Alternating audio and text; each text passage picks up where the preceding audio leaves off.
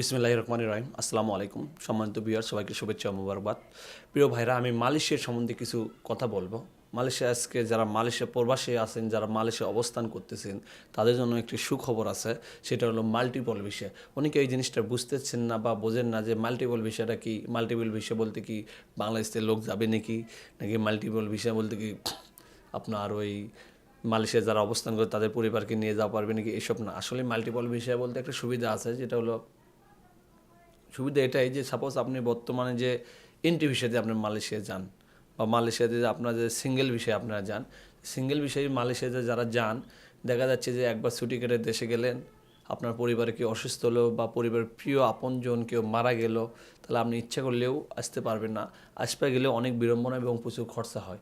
আর multiple visa আপনার যদি open হয় বা মাল্টিপল ভিসা যদি ইমিগ্রেশন নোটিশ জারি করে বা মাল্টিপল ভিসা যদি সরকার ঘোষণা করে, তাহলে মাল্টিপল ভিসা হলে আপনি মালয়েশিয়া থেকে ওয়ার্কার ভিসা দিয়েও আপনি যে কোনো দেশে যে কোনো মুহূর্তে যে কয়বারই হোক বছর আপনি যেতে পারবেন।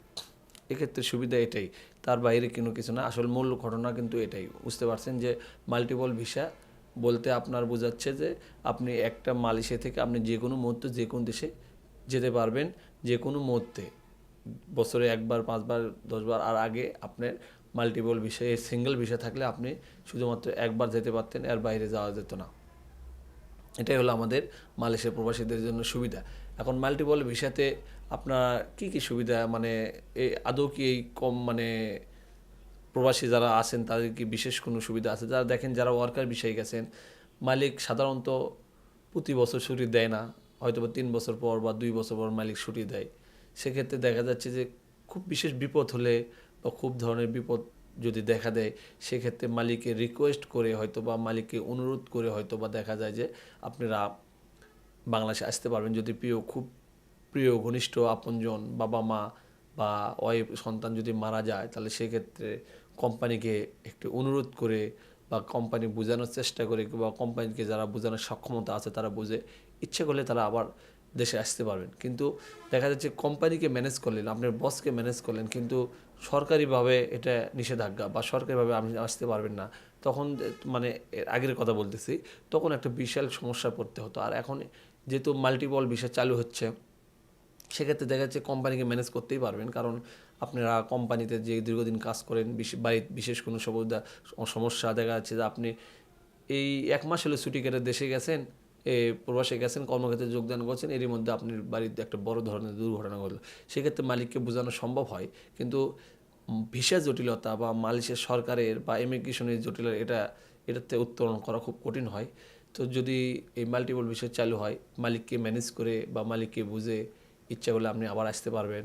আবার দেখা যাচ্ছে আপনি অন্য কোনো দেশে ছুটি, মানে আপনি বেড়াতে যাচ্ছেন, মালিক যদি আপনাকে বেড়ানোর সুযোগ দেয়, আপনি মালয়েশিয়া থেকে দেখা যাচ্ছে যে নর্মাল কোনো দেশে ছুটি কাটাতে যাচ্ছেন বা নর্মাল কোনো দেশে আপনি ট্যুরিস্টে যেতে চাচ্ছেন, সেক্ষেত্রেও আপনি সুবিধা পাবেন।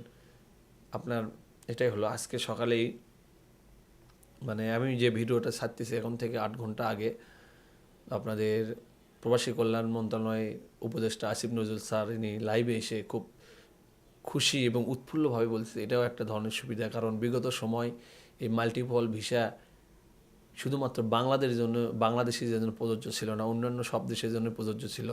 অন্যান্য সব দেশের নাগরিকরা মালয়েশিয়া এটা করতে পারত, যাওয়া আসা করতে পারত, শুধুমাত্র বাঙালিরাই পারত না। তিনি আসিফ নজরুল স্যার বললেন যেটা, যে আমরা সরকারের সাথে একটা মিটিংয়ে বসে আমি স্বরাষ্ট্রমন্ত্রীকে এটাই জানাচ্ছি যে আমাদের বাংলাদেশের সাথে কেন এই বৈষম্য তো তখনই স্বরাষ্ট্রমন্ত্রী নাকি অন্যান্য তাদের কর্মকর্তা জিজ্ঞেস করছিলেন যে এটা কি আদৌ সত্যি কিনা। তখন অন্যান্য মানে তাদের স্টাফ বলছে হ্যাঁ এটাই সত্য।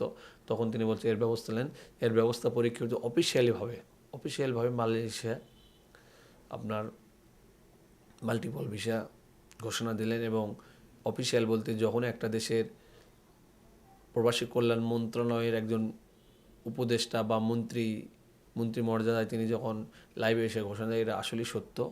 তো যাই হোক, ভালো থাকবেন। অবশ্যই মালয়েশিয়া প্রবাসীদের জন্য সুখবর। কিন্তু প্রিয় ভাইয়েরা, মালয়েশিয়া যারা অবস্থান করতেছেন তাদেরকে আমার অনুরোধ, দেশের নিয়মকানুন মেনে চলবেন। বাংলাদেশের মতো খামখেয়ালি কোনো কিছু করবেন না। করলে দেখা যাচ্ছে যে কিছুদিন আগে আমি একটা কনস্ট্রাকশন সেক্টরে দেখলাম যে বাঙালিরা সবাই মিলে একজনকে মারধর করতেছে। তো এগুলো করলে বাংলাদেশের ভাবমূর্তি ক্ষুণ্ণ হয়। একজন বাঙালি একটা কোনো কিছু ক্ষুণ্ণ করলে দেখা যায় পুরো বাংলাদেশের উপরে এফেক্ট আছে। তো এমন কিছু করবেন না যেন আমাদের বাংলাদেশের প্রিয় যারা প্রবাসে যেতে চায় তাদের কোনো সমস্যা হয়। তো ভালো থাকবেন, সুস্থ থাকবেন, সবাইকে শুভেচ্ছা। আসসালামু আলাইকুম।